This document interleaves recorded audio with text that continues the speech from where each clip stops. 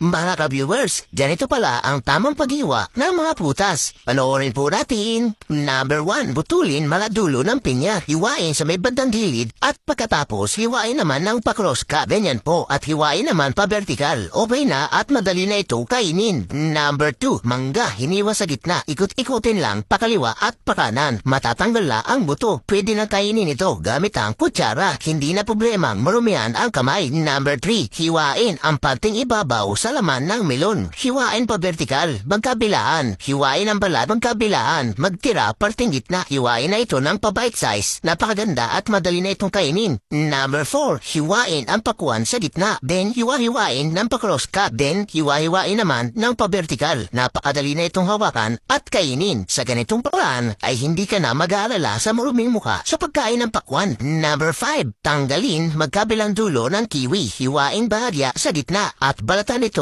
gamit ang kutsara. Ayan, kiwi ayubad na. Number 6, hiwain bandang ilalim ng dragon fruit at hiwaan ng paikot ang balat. Then, balatan na ito. Then, hiwa-hiwain ang laman ng paganyan. Then, hiwain naman pa horizontal. Then, pihitin lang at hiwain naman ito sa maliliit na piraso. Number 7, tanggalin magkabilang dulo na orange. Hiwain bahagya, then slicein ito ng paganyan. Napakadali na itong kainin. Alright! Number 8, hiwain Marami ba kayong kamyas pero hindi nyo alam kung paano to ipipreserve? Tara, buro naman tayo ng kamyas.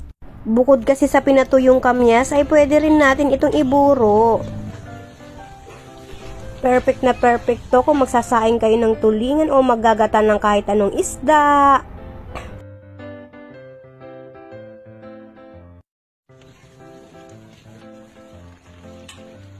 Bali sa garapon ko nga pala to ilalagay. Kumuha ng asin at lamasin ng kamyas para kumapit ang lasa nito. Bali, wag na kayong maglalagay ng tubig dahil may sarili namang katas ang kamyas. Ganun lang kadali. Follow for more. Anak ng ganun lang pala yun. Sabi ko na eh. Di ko na naman naisip yun eh. Di talaga sumagi sa isip ko yan. Na ganyan. Oh? Diba? Ganun lang pala kasimple magbalat ng pinya. Sabi ko na eh. Maganda lang ako eh.